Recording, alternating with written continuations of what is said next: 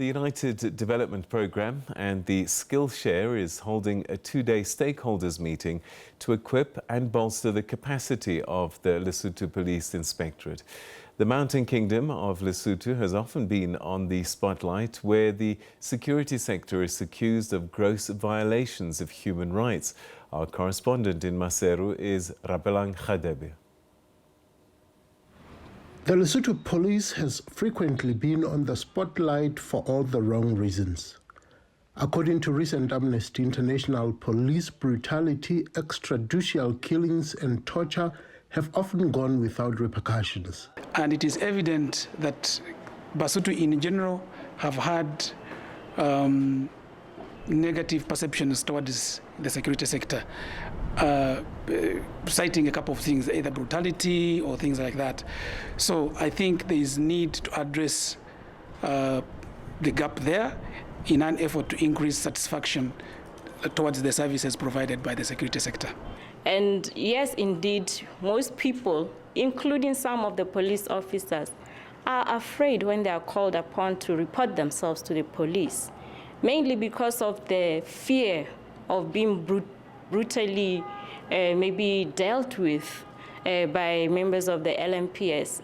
So you can imagine if the police themselves are even afraid to be called upon by their fellow police officers, what more of the members of the public in general?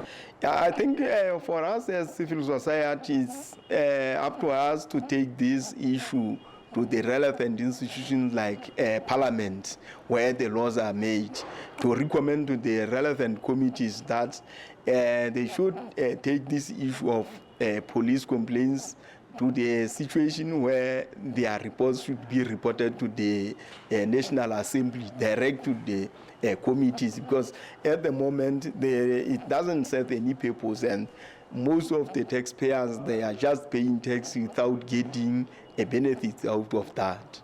The power of bringing all stakeholders in one room to appreciate various roles of oversight is key to harmonizing functions. In those countries where the security institutions serve the state, we all see what happens.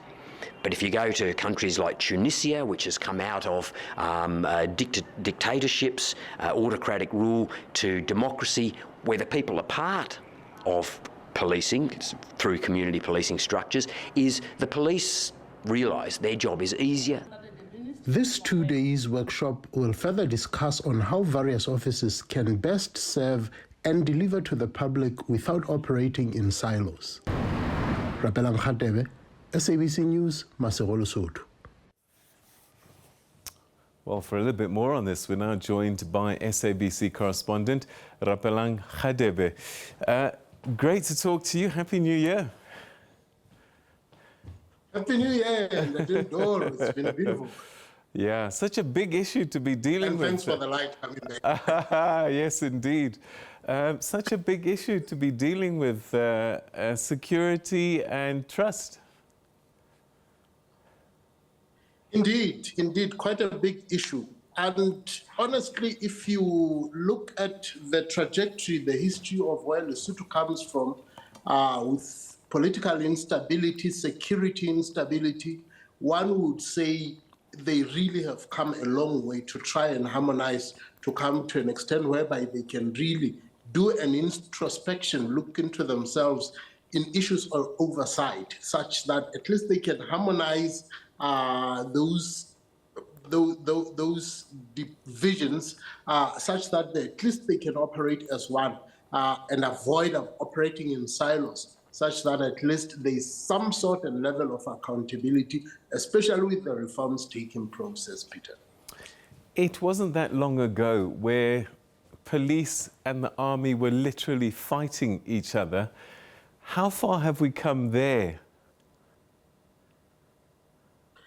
It's been a journey, one would say, as you would say, and it has taken quite some sacrifices. You'll understand that Lesotho had lost over 2 senior military officers and quite a drastic change into the police authority, change from the head, such that they can come to a point whereby they understand the role they play when it comes to civilian rule, and to actually move and get themselves out of politics and not be under the armpit or under the pockets of the police, such that they understand their mandate, which is the public mandate to serve the community of Basotho and the nation of Basotho, without meddling into areas of politics, where usually is where the great cause of division often comes.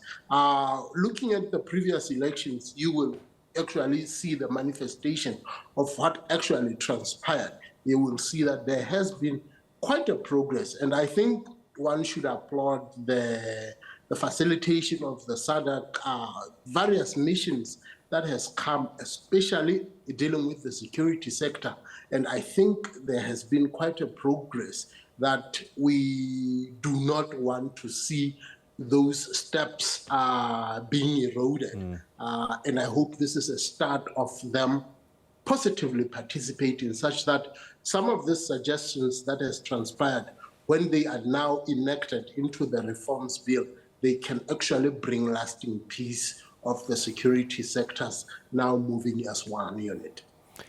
Talking about the police in particular, would you say that by and large a lot of the abuses had been born out of political issues, that maybe the powers in charge in the time perhaps were abusing their privilege and using police for political ends? Most definitely, Peter. It's very hard to ignore the element of political meddling into it. Remember how most of them actually recruit them with promises of jobs, that when they are voted into power, they will create jobs.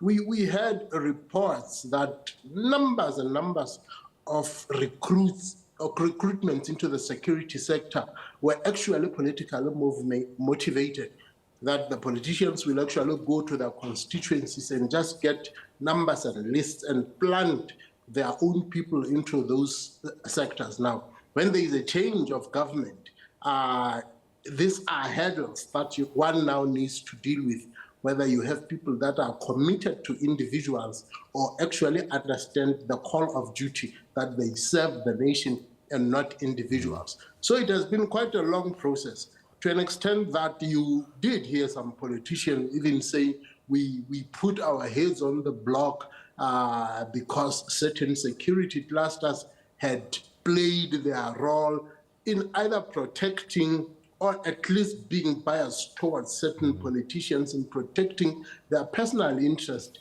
simply because you can see that now it is payback time.